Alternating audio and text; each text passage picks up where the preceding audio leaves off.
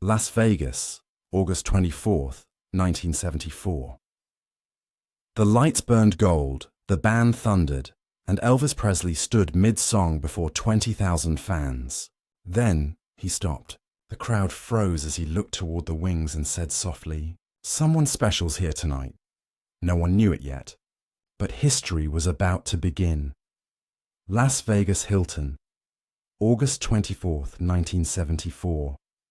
The ballroom shimmered under 2,000 glass lights, each one catching the sequins of Elvis Presley's white peacock suit, like sparks off a crown. The room held more than 2,000 fans, but you could feel one heartbeat moving through all of them. Backstage, sound tech Larry Strickland adjusted the gain knob, whispering, "Levels are clean." Joe Esposito, Elvis's road manager, checked the set list pinned to the wall. CC Rider, "Love me, if you love me, let me know."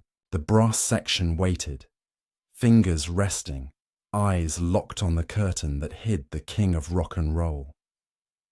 The announcer's voice thundered through the speakers. "Ladies and gentlemen, Elvis Presley." The crowd leapt to its feet. Flashbulbs burst like miniature suns. The band struck the first note and the floor trembled. Elvis stepped forward, his cape blooming behind him like wings. He sang the opening bars of "If You Love Me, Let Me Know." Pure, confident, every syllable filling the walls. Yet even through the blinding lights, he kept glancing to the side curtain. Something, or someone, was there. 8-year-old Lisa Marie Presley stood half hidden beside Joe, clutching a folded paper program. She wasn't on the schedule, wasn't part of the act. She was simply a daughter watching her father become a legend. Her eyes were wide, reflecting the gold stage lights like tiny mirrors. Elvis had promised her a seat in the wings, nothing more. But in the middle of burning love, between the scream of guitars and the roar of the crowd, an impulse tugged at him. A father's instinct louder than the band itself. He looked toward her again. She waved shyly. His grin softened. What happens when the biggest stage in the world collides with the smallest moment of love? The song ended. The applause shook the chandeliers. Elvis bowed low, caught his breath, then raised a single hand, his universal signal for silence. The orchestra froze. Drums stopped mid-beat. The sudden quiet hit like a wave. He looked out at the audience, then turned toward the wings. "Ladies and gentlemen," he said slowly, "I've got a little surprise tonight." Gasps rippled through the room. Joe Esposito leaned down to Lisa Marie. "He's talking about you, honey." She shook her head, terrified. "No, he's joking."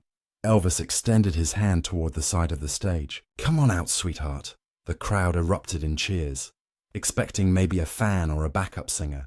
But when that tiny figure stepped into the light, dark hair, blue dress, trembling smile, the entire Hilton went still. Cameras clicked, 1,000 breaths caught at once. Elvis knelt to meet her eyes. The light softened. The brass players lowered their instruments. "Folks," he said, voice thick with pride, "this here's my baby girl, Lisa Marie." Applause thundered again, but gentler now, more like admiration than frenzy. Elvis turned to her. "Say hello, Peanut." Lisa clutched the mic. Her voice came out a whisper at first. "Hi, everybody." The crowd melted. A woman in the front row covered her mouth. A man wiped his eyes. Even the cameraman forgot to frame his shot. Elvis smiled wide, but his eyes shimmered with something else. Vulnerability. It wasn't rehearsed, wasn't scripted. It was the raw honesty of a father sharing the only thing fame could never touch. He looked at her again and whispered, "You ready to make history, little one?" She nodded. From the control booth, Larry Strickland's voice broke the hush. "Roll tape." The band readied their instruments. Elvis turned back to the crowd and said, "All right, y'all, let's make this one count." And then he stopped again. The audience waited. 2,000 people frozen between breath and heartbeat. He looked back at Lisa, smiled, and said softly, "You start it." Every light seemed to dim, every camera lens focused, because no one knew it yet. but the next sound to fill that room would outlive them all. The orchestra waited for his cue, brass mouths glinting under the chandeliers. Elvis looked down at his daughter, smiled, then gave the faintest nod. The band began softly, the opening bars of Love Me Tender floating like smoke across the Hilton ballroom. 2,000 people leaned forward at once. Lisa's hands trembled around the microphone. The cord looked enormous in her grip. She took one shaky breath, then sang a single word. Love. It came out small, pure, and slightly early. The entire room froze. Every instrument stopped mid-note. A cymbal shimmered alone into silence. Someone gasped near the back row. For 3 full seconds, time disappeared. Elvis blinked once. Then slowly he began to laugh. It wasn't a stage laugh. It was deep and unguarded. The kind of laugh that breaks tension like sunlight through a storm cloud. The crowd erupted with him, cheering, clapping, laughing out loud in relief. Lisa's face flushed red. She looked up at her father, terrified she'd ruined everything. He knelt beside her and whispered through the mic, "Guess we're starting early tonight, honey." The audience howled again. Flashbulbs burst. The tension cracked clean in half. Have you ever seen grace arrive disguised as laughter? He lifted her chin gently. "Let's try it again, Peanut." The band restarted, this time softer, slower. Elvis guided her rhythm with a subtle squeeze of her hand. The second attempt flowed smooth as honey. When she forgot a word, he filled the gap with a low hum that made the crowd sigh. Every mistake turned into music. Backstage, Joe Esposito whispered to sound tech Larry Strickland. "You recording this?" Larry nodded, rolling since the first laugh. Lisa sang another line, stronger now. Elvis joined her mid-verse, their voices twining like silk threads. The room seemed to breathe with them. A woman in the third row began to cry softly. The man beside her put an arm around her shoulder. Even the ushers at the back forgot to move. When the final Love Me Tender drifted into silence, Elvis stayed kneeling. He kissed his daughter's forehead and said, "That's my girl." The applause was thunder. Every hand rose at once. The chandelier crystals shook. Even the band members clapped their instruments instead of playing them. Lisa smiled shyly, waving to the crowd. Her fear had turned into light. But as Elvis watched her, a flicker passed through his eyes. Something deeper than joy, a kind of ache, like seeing innocence he couldn't protect forever. He stood, still holding her hand, and told the crowd, "That right there is the best duet partner I'll ever have." The audience roared again. Then, quietly, almost too soft for the mic, he added, "She reminds me why I started singing in the first place." That line wasn't rehearsed, but it would become legend. Backstage, Marty Passetta scribbled the moment into his notebook for the live record team. 8:47 p.m. Crowd goes silent. Elvis laughs. Lisa joins. Magic. What if the greatest legacy you leave isn't in perfection, but in the way you forgive a mistake? The lights dimmed for intermission. Joe guided Lisa off stage, whispering, "You did perfect, kid." She shook her head. "I sang wrong," Joe smiled. "You sang right enough to make the king cry." From the other side of the curtain, the audience kept chanting, "Lisa! Lisa!" Elvis stood alone at the edge of the spotlight, towel around his neck, staring at the empty mic stand. The noise behind him faded into a low hum. He whispered to himself, "That laugh, that's gonna follow me forever." And it would, because somewhere between that mistake and that laughter, the king remembered the one thing he'd almost forgotten: why he loved the stage at all. The orchestra tuned again for the next set, unaware they'd just played witness to the softest revolution in music history. Elvis took one last look toward the wings where his daughter disappeared. A tear caught in the corner of his eye. He didn't wipe it away. He let it fall. The next act would start soon, but the true show had already ended. The applause still echoed through the Hilton ballroom long after the lights dimmed. Backstage, The air was thick with heat, perfume, and adrenaline. Technicians shuffled cables. The brass section packed up their horns. And somewhere in the hallway, a fan screamed through the door, "We love you, Elvis!" But amid the chaos, the king stood still. He leaned against a wall, towel over his shoulders, eyes fixed on the dressing room door where his little girl sat inside, quiet. Lisa hadn't smiled once since stepping off that stage. He took a breath and walked in. The room smelled of makeup powder and guitar varnish. She sat on the leather sofa, clutching the same microphone she'd used moments ago. Her small fingers traced the wire. "Hey there, superstar," he said softly. She didn't look up. "I messed up your song, Daddy." Elvis knelt beside her, the sequins of his jumpsuit catching the faint lamplight. "You didn't mess it up. You made it real," she frowned. "But everyone laughed." "Yeah," he said gently, "because they felt joy. That's what laughter is, honey. It means you gave them something true." For a moment, silence. Only the hum of the air conditioner filled the space. He reached out and brushed her hair behind her ear. "You know something, Peanut? The best songs ain't the ones that sound perfect. They're the ones that make somebody feel." Lisa looked up at him, eyes glistening.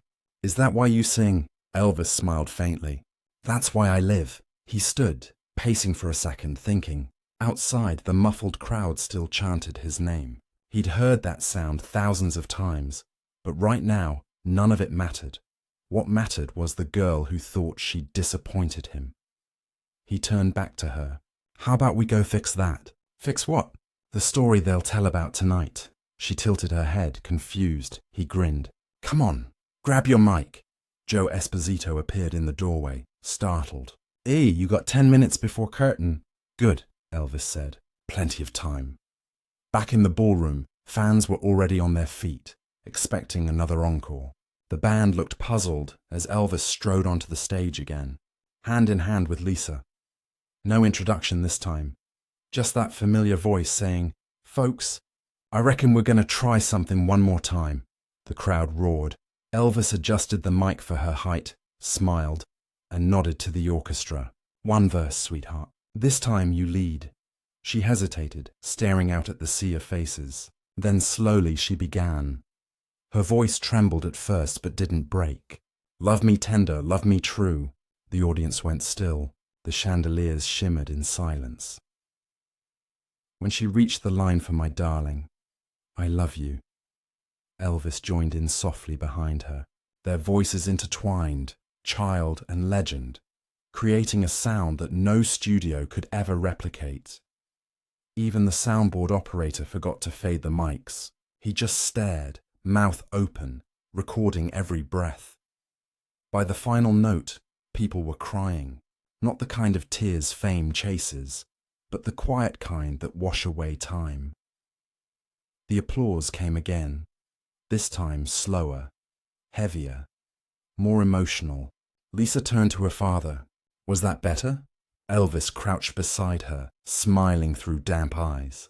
"That was perfect," the crowd erupted. Fans screamed her name, not his. Joe Esposito whispered from the wings, "That kid just stole the show." Elvis laughed, shaking his head. "She didn't steal it, she gave it back." The father and daughter bowed together. For a second, there was no fame, no cameras, just two souls in harmony. When was the last time you saw a legend kneel beside love and call it home? After the lights faded, Elvis walked Lisa off stage. The band watched silently. No one spoke until the door shut behind them. Backup singer Kathy Westmoreland finally broke the quiet. "That was church." Joe nodded slowly. "Yeah, Church of the Heart." Meanwhile, inside the dressing room, Lisa still held her microphone like a treasure. Elvis sat beside her again, exhaling deeply. "You did it," he said. "I was scared," he smiled. "Good. Fear means you care, and you turned fear into music tonight." She looked at him for a long moment, then asked softly, "Did Grandma get scared too when you first sang?" Elvis's face changed, gentle, wistful. "Every night," he said. "But she sang anyway." He stood, kissed her forehead and whispered, "You got her courage." Outside, the fans were still chanting his name, unaware that the real show, the sacred one, was happening right here in a quiet dressing room between songs.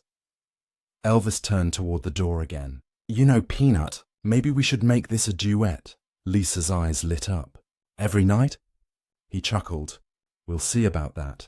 But deep down he knew tonight would never happen again. It didn't need to. Some things are too perfect to repeat.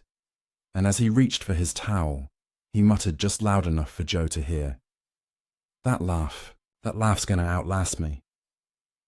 The Hilton ballroom was almost empty now. The crowd had finally poured out into the glittering Las Vegas night, their laughter and awe still buzzing faintly through the walls. Crew members coiled cables, a janitor swept confetti off the front row.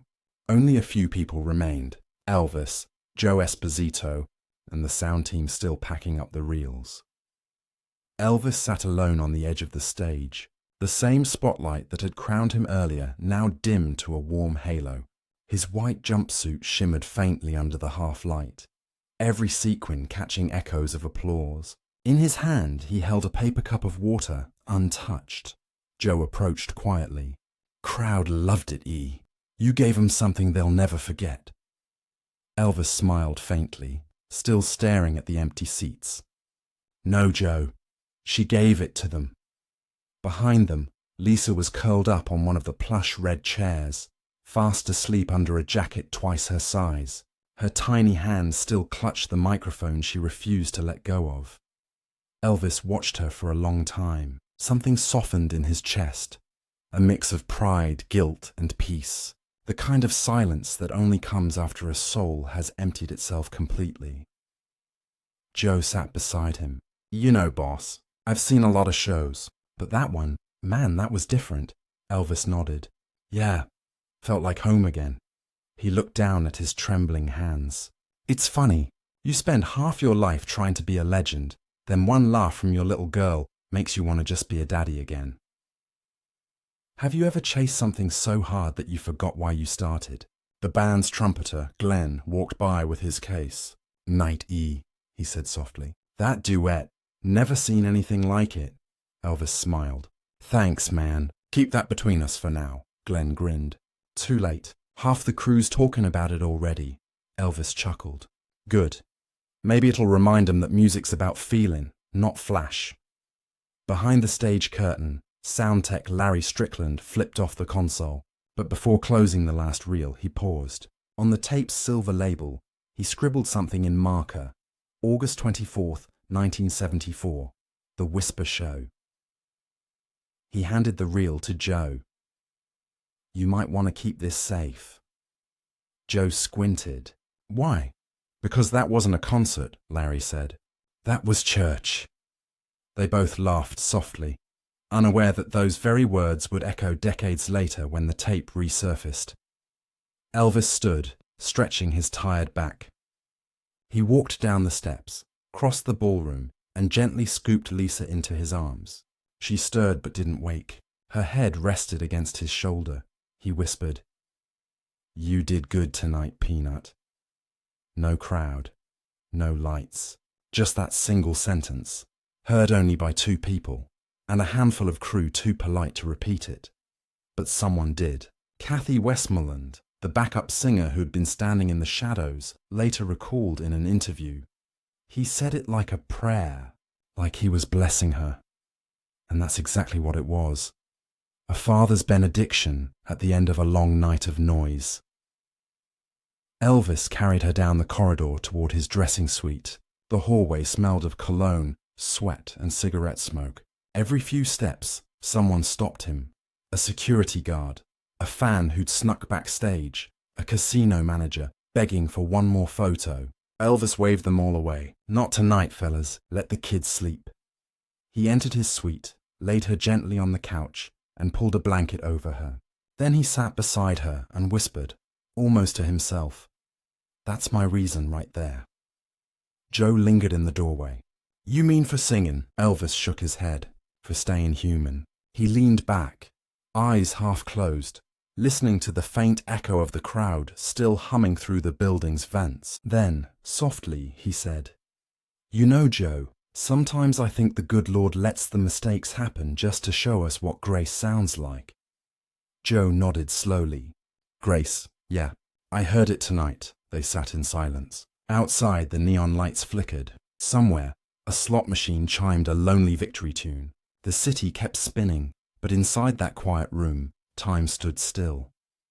Can a whisper really change the world? That reel, the one Larry labeled The Whisper Show, would eventually end up locked in a Graceland archive box, sealed for decades. But the moment itself, the one Elvis thought no one heard, was already spreading through whispers. Crew told families. Families told friends. Fans passed the story in letters long before the internet. By the end of the month, people from as far as Japan were writing to the Hilton asking, did Elvis really stop mid-show to introduce his daughter? He had. And the world had listened. Elvis didn't know it that night, but his quiet whisper backstage had already become louder than any encore. The next morning, Las Vegas was already awake. The desert sun poured gold through the Hilton windows, glinting off the strip like fire. Newspapers hit doorsteps with predictable headlines. Elvis stops show, melts hearts, but Elvis didn't see them. He was in his suite, barefoot, sitting at the small round table by the window, sketching circles on a napkin. Beside the napkin sat a phone, a cup of black coffee, and his jewelry box. Joe Esposito entered quietly, still half-dressed in last night's suit. Morning, boss. They're asking if you'll do press about last night. Elvis didn't look up. No press today, Joe hesitated. You sure? It's going everywhere, E. The duet, the laugh, the crowd. I said no press. Elvis's voice wasn't angry, just tired. He reached into the jewelry box, pulled out a thin strip of gold chain, and laid it flat on the napkin. Give me a second, Joe. He picked up the phone, dialed a number he knew by heart. Lowell. Yeah, it's E. I need you to make something special. No, not for me. For my little girl. On the napkin, he sketched a small bracelet with a single heart-shaped charm. Inside the heart, he wrote 2 words, Daddy's Songbird. Joe watched in silence. Elvis ended the call and finally looked up. You think she'll like it? Joe smiled faintly. She'll love it, E. You made her a star last night. Elvis shook his head. Nah, she made me a father again. When was the last time you gave instead of performed? Later that afternoon, Lisa woke up from a nap in the suite's spare room. She shuffled in wearing oversized slippers, rubbing her eyes. Morning, Daddy. Elvis smiled, kneeling down to her level. Got something for you, Peanut. He held up the drawing. You know what this is?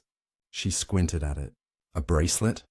Not just any bracelet. This one's gonna have your name on it.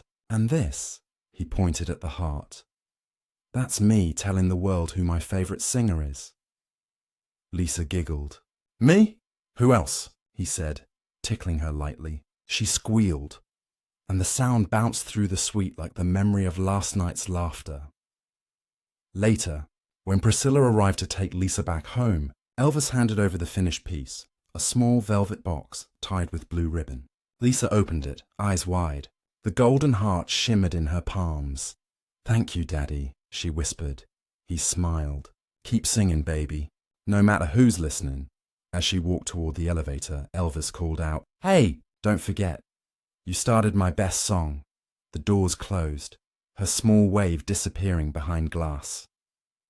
Elvis stood there for a long time, still hearing her voice echoing faintly through the hall. Joe came up beside him. You okay, E? Elvis nodded slowly. Yeah, just thinking how fast time sings. That night, the Hilton stage was packed again. Another sold-out show, but something had changed. Between songs, when a fan yelled, Tell Lisa we love her, Elvis laughed softly and said, I'll do that. Darling, he sang the next number slower, smoother, as if savoring every breath. Halfway through The Wonder of You, he stopped, looked at the ceiling lights, and whispered just loud enough for the mic to catch it. This one's for her. The crowd went silent, sensing the weight behind his tone. You can hear it on a low-quality bootleg that still circulates today. The faint tremor in his voice, the subtle smile between verses. It's one of those rare recordings where you can feel the singer remembering why he sings. In that moment, the Hilton wasn't a concert hall anymore. It was a confession booth. Joe watched from backstage, wiping his eyes with a towel. "You hear that?" he said to a stagehand. "That's not music, that's redemption." And maybe it was, because every note that night carried something new. Gentleness, the same kind he'd shown his daughter when she sang out of tune. Before leaving the stage, Elvis looked out at the crowd one last time and said, "You folks take care of your families, all right? 'Cause they're the real encore."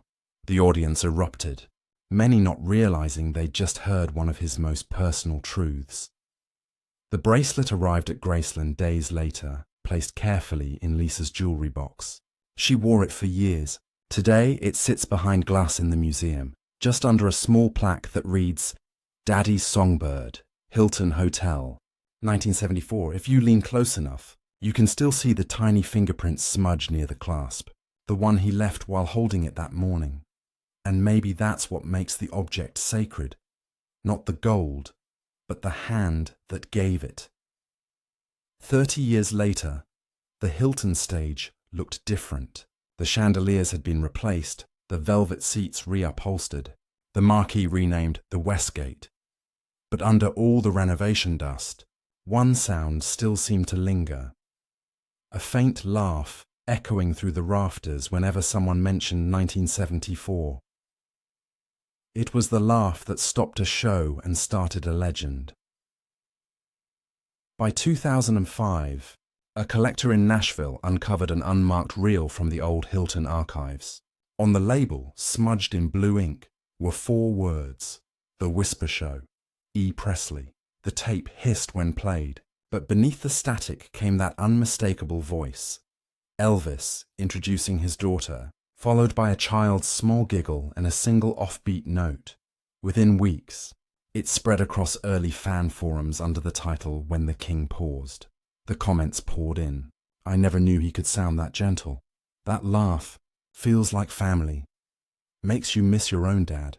What began as a bootleg became a heartbeat across decades. At Graceland, curators decided to include the reel in a 2007 exhibition called Fathers and Daughters in Music. They placed it inside a glass case next to a small gold bracelet, the one engraved Daddy's Songbird. Visitors lined up in silence, headphones pressed tight, hearing history breathe between crackles. One tourist later wrote in the guest book, "I came for the king. I left remembering my father." Isn't that what the greatest stories do? Remind us of ourselves? Lisa Marie attended the exhibit quietly one evening after closing. The museum lights dimmed, except for the case glowing softly before her. She traced a finger along the glass where the bracelet rested. A single tear rolled down her cheek. "You kept your promise, Daddy," she whispered. The security guard nearby pretended not to see. Outside, the Memphis air hummed with cicadas, the same kind of hum that once filled the Hilton ballroom between verses of "Love Me Tender." The next morning, reporters asked her what it felt like to hear the recording again. She smiled and said simply, "It felt like home." That quote ran in newspapers worldwide. Fans clipped it, framed it, shared it online until it became a caption under every photo of that night. But the story didn't end there.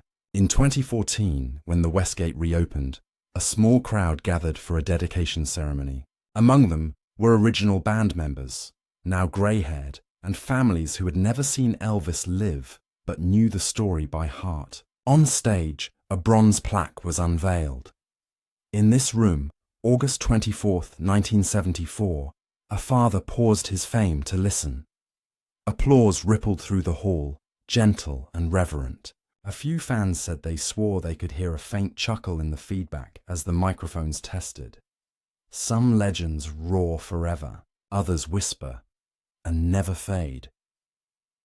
Years later, musicians started using the phrase "pulling an Elvis pause" whenever they stopped mid-performance to share a personal moment. It became a shorthand for honesty in art.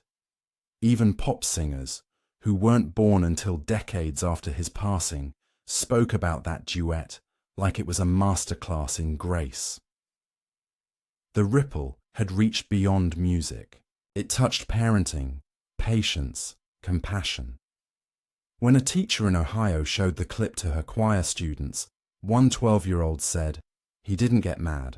He made it music," the teacher nodded. Exactly. That's leadership. That's legacy. Because what lasted from that night wasn't the melody or the microphone. It was the choice. A father choosing love over ego in front of 2,000 people. Elvis never saw the plaque, but if he could, he might have just laughed and said, "All that for one wrong note?" And maybe someone would have answered, yes, because that wrong note taught the world how right compassion sounds. So today, when visitors walk through the quiet theatre, they still stop beneath the old chandelier mounts. Some swear they can hear the faint echo of a man's voice saying, "Ladies and gentlemen, someone special's here tonight." Others claim the lights flicker for half a second, like a wink from another time. Whether it's imagination or memory doesn't matter. What matters is the feeling that follows, the same warmth that once swept across the Hilton when a little girl sang too soon.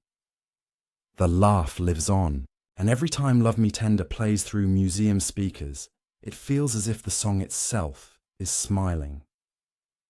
Night settles over Memphis. The lights of Graceland shimmer against the fountain, blue as the notes of Love Me Tender drifting faintly from a speaker hidden among the magnolias. Every year, on August 24th, that recording plays at exactly 8:47 p.m., the minute Elvis had once stopped his concert to speak to his daughter.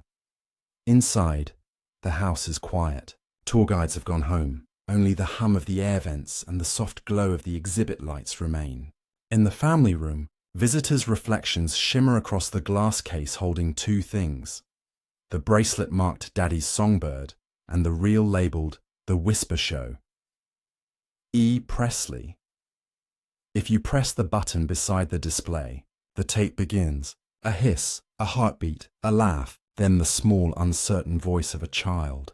For 2 minutes, time folds in on itself. The people listening aren't just hearing history, they're hearing love learning how to speak. Outside, a young father lifts his daughter so she can peek through the window.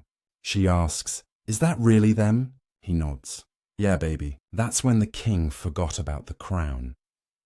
What would you give to be remembered for a moment that gentle? Elvis never wrote about that night in his journals, but those who knew him said that after it, something in him softened.